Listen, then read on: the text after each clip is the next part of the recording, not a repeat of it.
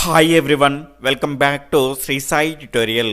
ఈరోజు మనము సైకాలజీలో చాలా ముఖ్యమైనటువంటి టెట్లో తరచుగా 1 లేదా 2 మార్కులను తీసుకువచ్చేటువంటి పియాజే సంజ్ఞానాత్మక వికాస సిద్ధాంతం పైన లైవ్ టెస్ట్ని కండక్ట్ చేసుకోబోతున్నాం. అదేవిధంగా డైలీ నిర్వహించేటువంటి ఫ్రీ లైవ్ టెస్ట్ల యొక్క సిలబస్ని ఒకరోజు ముందుగానే తెలుసుకోవాలి అనుకుంటే కనుక ఈ వీడియో క్రింద టైటిల్ని క్లిక్ చేయగానే మన గ్రూప్స్ యొక్క లింక్స్ అనేవి ఓపెన్ అవుతాయి. వాటి ద్వారా జాయిన్ అయ్యేసి డైలీ లైవ్ టెస్ట్ల యొక్క సిలబస్ని ఒకరోజు ముందుగానే తెలుసుకోండి. లైవ్ టెస్ట్లోకి వెళ్లే ముందు వీడియోని చూస్తున్న వాళ్ళంతా తప్పకుండా లైక్ చేసి మీ యొక్క సపోర్ట్ని మన ఛానల్కి అందించండి. ఈ వీడియో కనుక మీకు నచ్చినట్లయితే మీ మిత్రులతో షేర్ చేసుకోండి. ఇక్కడ ఈరోజు లైవ్ టెస్ట్లో నిన్ను అడిగినటువంటి ప్రశ్నకు సమాధానాన్ని తెలుసుకొని లైవ్ టెస్ట్లోకి వెళ్ళిపోదాం. నిన్నటి ప్రశ్న వచ్చేసి అసూయ ఎక్కువగా ఉండేటువంటి దశ ఏది? అసూయ ఎక్కువగా ఉండేటువంటి దశ వచ్చేసి పూర్వ బాల్య దశ. ఈరోజు లైవ్ టెస్ట్లో భాగంగా మన మొదటి క్వశ్చన్ వచ్చేసి సంజ్ఞానాత్మక వికాసానికి సంబంధించినది. ఆప్షన్ 1 తన గురించి తన పరిసరాల గురించి శిశువు అవగాహన చేసుకోవడం. ఆప్షన్ 2 దశపై ఆధారపడదు కానీ వయస్సుపై ఆధారపడుతుంది. ఆప్షన్ 3 జన్యుపరమైనటువంటి జ్ఞానార్జన సిద్ధాంతం. ఆప్షన్ 4 ఏదీ కాదు. ఇక్కడ క్వశ్చన్ని బట్టి 5 నుంచి 10 సెకండ్ల సమయం అనేది మీకు ఉంటుంది. ఆ లోపు మీ యొక్క సరి అయినటువంటి సమాధానాన్ని ఫాస్ట్గా కామెంట్ చేస్తూ ఉండాలి.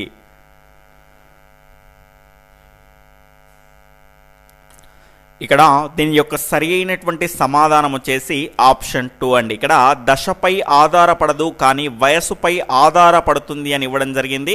ఇక్కడ పియాజే సంజ్ఞానాత్మక వికాస సిద్ధాంతం అనేది దశలపైన మాత్రమే ఆధారపడుతుంది, వయస్సులపైన ఆధారపడదు. ఇక్కడ తన గురించి తన పరిసరాల గురించి శిశువు అవగాహన చేసుకోవడాన్ని సంజ్ఞానాత్మకత అంటారు. ఈ సిద్ధాంతానికి ఉన్నటువంటి మరొక పేరే జన్యుపరమైనటువంటి జ్ఞానార్జన సిద్ధాంతము. గమనించాలి. తరువాత రెండవ క్వశ్చన్ పరిసరాలతో ప్రత్యక్షంగా జరిగే పరస్పర చర్య వలన ఏర్పడే స్కిమోటాలతో కూడుకున్నది. ఆప్షన్ 1 వ్యక్తీకరణ. ఆప్షన్ 2 అనుకూలత. ఆప్షన్ 3 ప్రతిచర్య. ఆప్షన్ 4 ఏదీ కాదు. ఫాస్ట్గా మీ యొక్క సరైనటువంటి సమాధానాన్ని కామెంట్ చేస్తూ ఉండండి.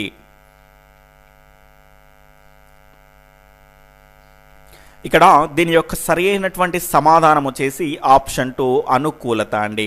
వ్యక్తి పరిసరాలతో ప్రత్యక్షంగా జరిగే పరస్పర చర్యల వల్ల ఏమవుతుంది? ఒక భావన ఏర్పడడం ద్వారా మనకు అనుకూలత అనేది ఏర్పడుతుంది. తర్వాత మూడవ క్వశ్చన్ తనకు తెలిసిన తెల్లని పాలను చూసిన బాలుడు సున్నం నీళ్లను కూడా చూసినప్పుడు పాలుగానే భావించాడు. అయినా ఇది ఆప్షన్ 1 సాంశీకరణము. ఆప్షన్ 2 అనుగుణ్యము. ఆప్షన్ 3 వ్యవస్థీకరణము. ఆప్షన్ 4 ఏదీ కాదు. ఫాస్ట్గా మీ యొక్క సరి అయినటువంటి సమాధానాన్ని కామెంట్ చేస్తూ ఉండండి.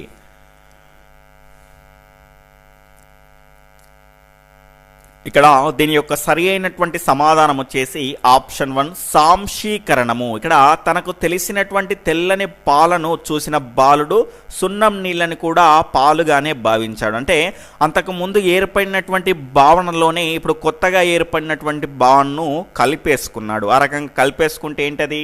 సాంశీకరణము. గమనించాలి. తరువాత నాలుగవ క్వశ్చన్ వచ్చేసి శిశువు తాను ఎప్పుడూ చూడని దయ్యాలు, పులులు, సింహాల గురించి మాట్లాడుతున్నాడు. పియాజే ప్రకారం ఆ శిశువు ఏ భావన కలిగి ఉన్నాడు? ఆప్షన్ 1 సర్వాత్మకవాదం. ఆప్షన్ 2 అహం కేంద్రవాదం. ఆప్షన్ 3 వస్తు స్థిరత్వ భావన. ఆప్షన్ 4 పైవన్నీ.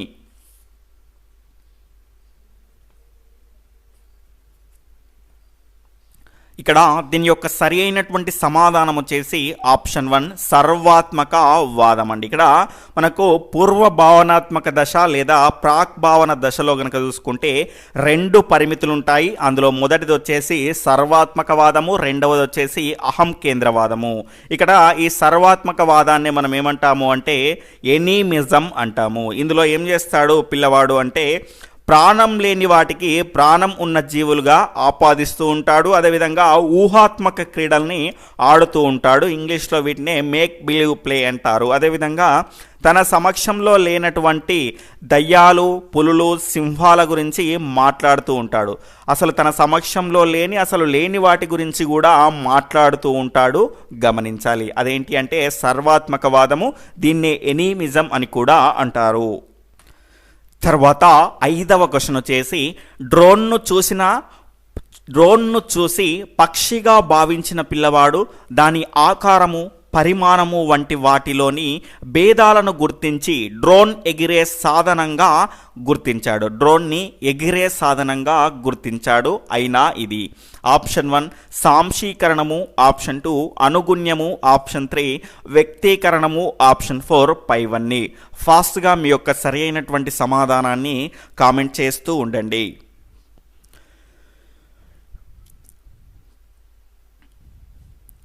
ఇక్కడ దీని యొక్క సరి అయినటువంటి సమాధానం వచ్చేసి ఆప్షన్ 2 అనుగుణ్యం అండి. ఇక్కడ డ్రోన్ని చూసి పక్షిగా భావించిన పిల్లవాడు తర్వాత ఏం చేసిండు, దాని ఆకారము, పరిమాణము వంటి వాటిలోని భేదాలని గుర్తించి డ్రోన్ అనేది ఎగిరేటువంటి సాధనమని గుర్తించడం జరిగింది. ఆ రకంగా కొత్త భావన అనేది ఏర్పరచుకున్నాడు. ఉన్నటువంటి పాత భావనలో కలపకుండా కొత్తగా ఒక భావన అనేది ఏర్పరచుకున్నాడు. కాబట్టి ఇది అనుగుణ్యానికి చెందినటువంటి క్వశ్చన్గా మనం చెప్పుకోవచ్చు.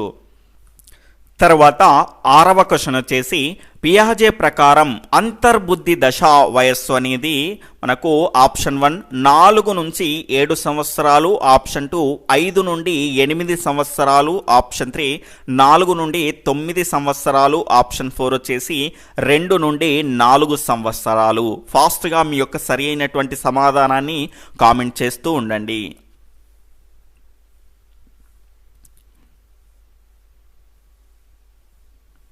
ఇక్కడ దీని యొక్క సరి అయినటువంటి సమాధానం వచ్చేసి ఆప్షన్ 1 4 నుంచి 7 సంవత్సరాలు.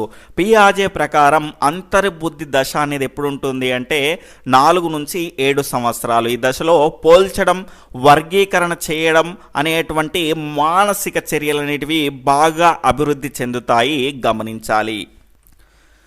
తరువాత 7వ క్వశ్చన్ వచ్చేసి కోల్బర్గ్ ప్రకారం నైతిక వికాసం ప్రధానంగా ఈ వికాసంపై ఆధారపడి ఉంటుంది.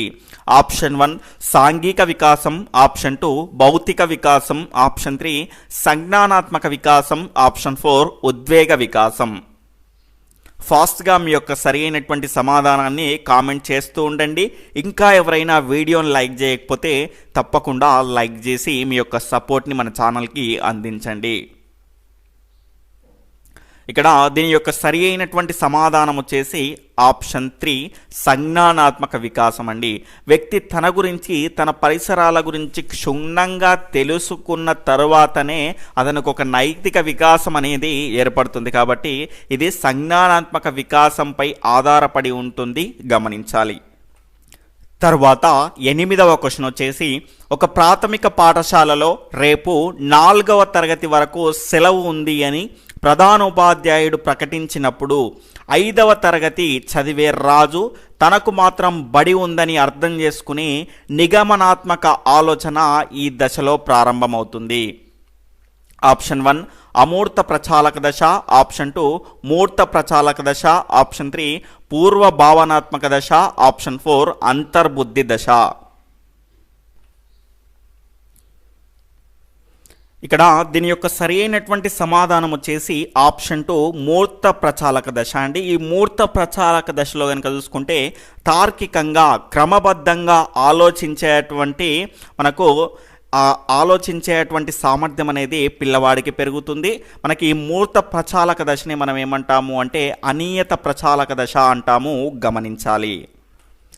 తర్వాత 9వ క్వశ్చన్ వచ్చేసి రాము అనే బాలుడు చెక్క ముక్కను కారులా భావించి ఆటలాడుతున్నాడు. ఆప్షన్ 1 అంతర్బుద్ధి దశ, అవిపర్యాత్మక ఆలోచన, ఆప్షన్ 2 పూర్వ భావనాత్మక దశ, ప్రతిభావాత్మక ఆలోచన, ఆప్షన్ 3 పూర్వ భావాత్మక దశ అహం కేంద్ర ఆలోచన. ఆప్షన్ 4 వచ్చేసి ఇంద్రియ చాలక దశ వస్తు స్థిరత్వ భావన. రాము అనే బాలుడు చెక్క ముక్కను కారులా భావించి ఆటలాడుతున్నాడు అనేది ఏ దశకు సంబంధించినటువంటి అంశము, ఆ ఆలోచన ఏంటి? ఫాస్ట్గా మీ యొక్క సరి అయినటువంటి సమాధానాన్ని కామెంట్ చేస్తూ ఉండండి.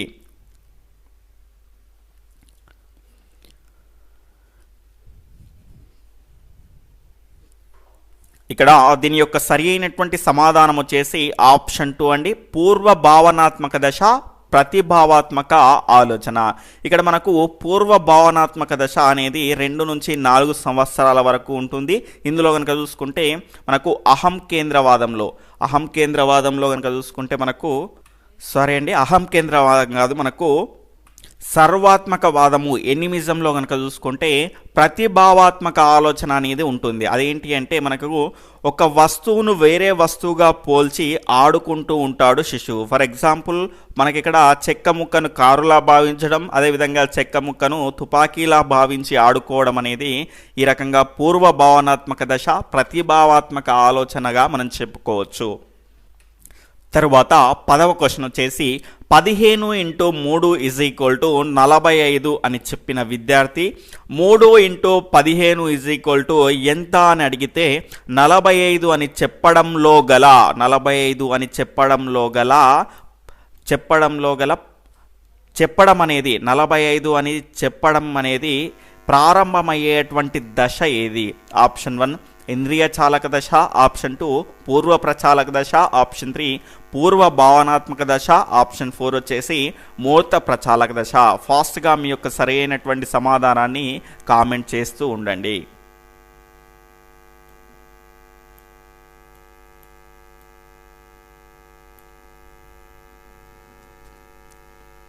ఇక్కడ దీని యొక్క సరైనటువంటి సమాధానం వచ్చేసి ఆప్షన్ 4 మూర్త ప్రచాలక దశ అండి. ఇక్కడ 15 × 3 = 45 అని చెప్పినటువంటి విద్యార్థి 3 × 15 ఎంత అని అన్నా కూడా చెప్పగలుగుతాడు. అంటే విపర్యాత్మక భావన కూడా ఏర్పడింది అని మనం చెప్పుకోవచ్చు. మనకి ఇక్కడ శిశువు ఈ దశలో తార్కికంగా క్రమబద్ధంగా ఆలోచించగలుగుతాడు. కాబట్టి ఇది మూర్త ప్రచాలక దశకు సంబంధించినటువంటి క్వశ్చన్.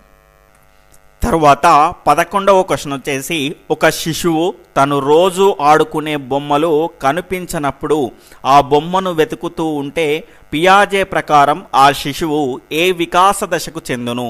ఆప్షన్ 1 పూర్వ ప్రచాలక దశ, ఆప్షన్ 2 ఇంద్రియ చాలక దశ, ఆప్షన్ 3 మూర్త ప్రచాలక దశ, ఆప్షన్ 4 అమూర్త ప్రచాలక దశ. ఫాస్ట్గా మీ యొక్క సరి అయినటువంటి సమాధానాన్ని కామెంట్ చేస్తూ ఉండండి. ఇంకా ఎవరైనా వీడియోని లైక్ చేయకపోతే తప్పకుండా లైక్ చేసి మీ యొక్క సపోర్ట్ని మన ఛానల్కి అందించండి.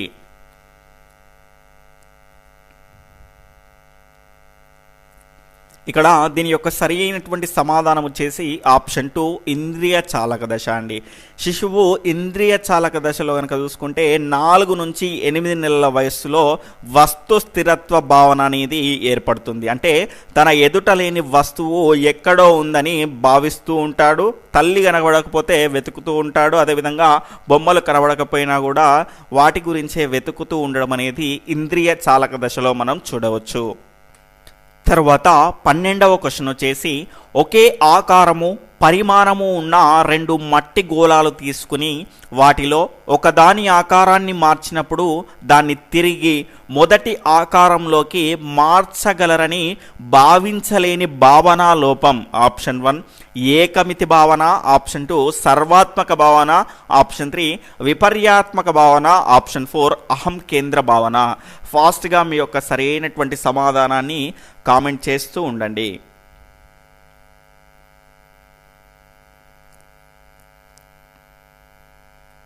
ఇక్కడ దీని యొక్క సరి అయినటువంటి సమాధానం వచ్చేసి ఆప్షన్ 1 ఏకమితి భావన అండి.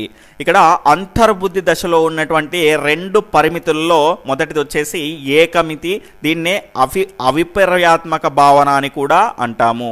మనకి ఇందులో శిశువు ఒక విషయాన్ని ఒక కోణంలో మాత్రమే ఆలోచించగలుగుతాడు, దానికి భిన్నంగా ఆలోచించకపోవడం అనేది ఆ భావన లోపం అనేది ఏంటి అంటే ఏకమితి భావన లేదా అవిపర్యాత్మక భావనగా మనం చెప్పుకోవచ్చు.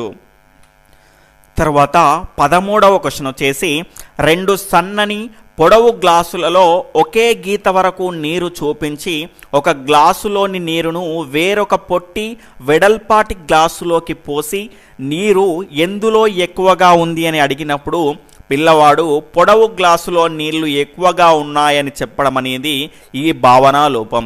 ఆప్షన్ 1 ఎనిమిజం, ఆప్షన్ 2 కన్వర్జేషన్, ఆ తర్వాత ఆప్షన్ 3 వచ్చేసి ఏకమితి, ఆప్షన్ 4 వచ్చేసి ప్రతిభావనాత్మక భావన, కన్జర్వేషన్ అండి. ఇది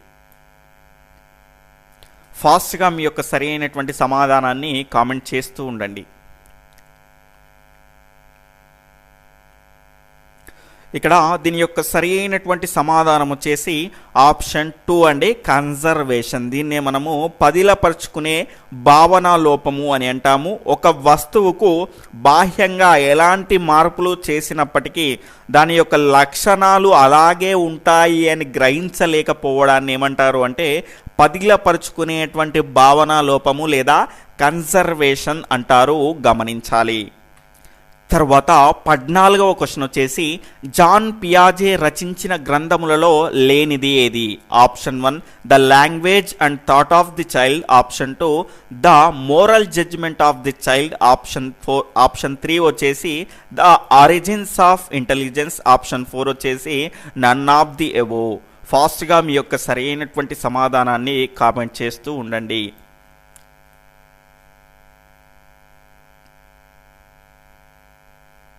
ఇక్కడ దీని యొక్క సరి అయినటువంటి సమాధానం వచ్చేసి option 4 none of the above అండి. ఎందుకంటే ఇవి ఏవి కాదు, అంటే మనకు జాన్ పియాజే గ్రంథములలో లేనివి ఇవేవి కాదు, ఇవన్నీ కూడా జాన్ పియాజే గారు రచించినటువంటి గ్రంథాలే, గమనించాలి. తర్వాత 15వ క్వశ్చన్ వచ్చేసి సాయి అనే విద్యార్థి అవసరమైనటువంటి గణిత సూత్రాలను వినియోగించి క్లిష్టమైన సమస్యలను సైతం సునాయాసంగా సాధించగలిగాడు. సాయి ఈ క్రింది దశలో ఏ వికాస దశకు చెందుతాడు? ఆప్షన్ 1 మూర్త ప్రచాలక దశ, ఆప్షన్ 2 అమూర్త ప్రచాలక దశ, ఆప్షన్ 3 పూర్వ భావనాత్మక దశ, ఆప్షన్ 4 అంతర్బుద్ధి దశ.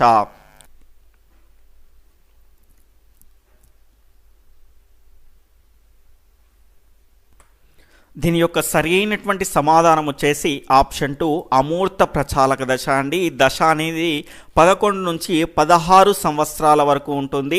తార్కికంగా ఆలోచన చేయడం ద్వారా అమూర్తంగా వ్యవహరించడం కూడా నేర్చుకుంటాడు. అంటే తన కళ్ళ ముందు కనబడే వాటి గురించే కాకుండా తనకు కనబడిన వాటి గురించి కూడా ఆలోచించగలిగి, అంటే అనేక సూత్రాలలో ఏ సూత్రం ద్వారా మనం సులభంగా చేయగలుగుతాం అనేటువంటిది అమూర్తమైనటువంటి అంశమే కదా.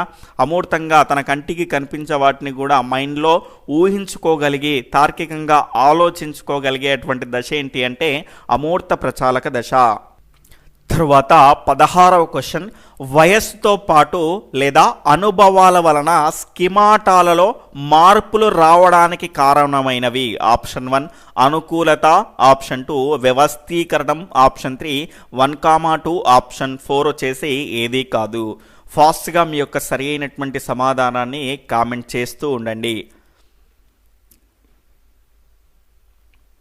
ఇక్కడ దీని యొక్క సరి అయినటువంటి సమాధానం వచ్చేసి ఆప్షన్ 3 1 and 2 అండి. అనుకూలత మరియు వ్యవస్థీకరణం, సాంశీకరణం అనుకునే అనేటువంటి అంశాలు వచ్చేసి అనుకూలతలో ఉంటాయి. అనుకూలత మరియు వ్యవస్థీకరణం ఈ రెండు అంశాల ద్వారా మనం ఏం చేస్తాము అంటే వయస్సుతో పాటు లేదా అనుభవాల వలన మనకు ఏర్పడినటువంటి స్కిమోటాలోను జ్ఞానాలను మార్పులు అందులో వస్తూ ఉంటాయి. దేనివలన అంటే అనుకూలత మరియు వ్యవస్థీకరణం ద్వారా కొత్త భావాలు అనేటివి ఏర్పడుతూనే ఉంటాయి. తర్వాత 17వ క్వశ్చన్ వచ్చేసి 4 - 3 = 1 అని చెప్పగలిగిన సాయి ఏ రెండు సంఖ్యల భేదం 1 వచ్చింది అని అడిగినప్పుడు చెప్పలేకపోయాడు. అయినా ఇది ఏ వికాస దశ? ఆప్షన్ 1 పూర్వ ప్రచాలక దశ, ఆప్షన్ 2 ఇంద్రియ చాలక దశ, ఆప్షన్ 3 మూర్త ప్రచాలక దశ, ఆప్షన్ 4 వచ్చేసి అమూర్త ప్రచాలక దశ. ఇక్కడ దీని యొక్క సరి అయినటువంటి సమాధానం వచ్చేసి ఆప్షన్ 1 పూర్వ ప్రచాలక దశ అండి. పూర్వ ప్రచాలక దశలో పదిలపరుచుకునేటువంటి భావనాలోపంగా మనము దీన్ని చెప్పుకోవచ్చు. అంటే ఒకే కోణంలో ఆలోచిస్తాడు, వేరే చాలా రకాల కోణంలో ఆలోచించలేడు. తర్వాత 18వ క్వశ్చన్, వ్యక్తి తన పరిసరాలతో ప్రభావవంతంగా సర్దుబాటు చేసుకుని అనుసరించేటువంటి సామర్థ్యం ఏమిటి? ఆప్షన్ 1 సహజ సామర్థ్యం, ఆప్షన్ 3 నైపుణ్యత, ఆప్షన్ 3 వివేచన, ఆప్షన్ 4 వచ్చేసి ప్రజ్ఞ.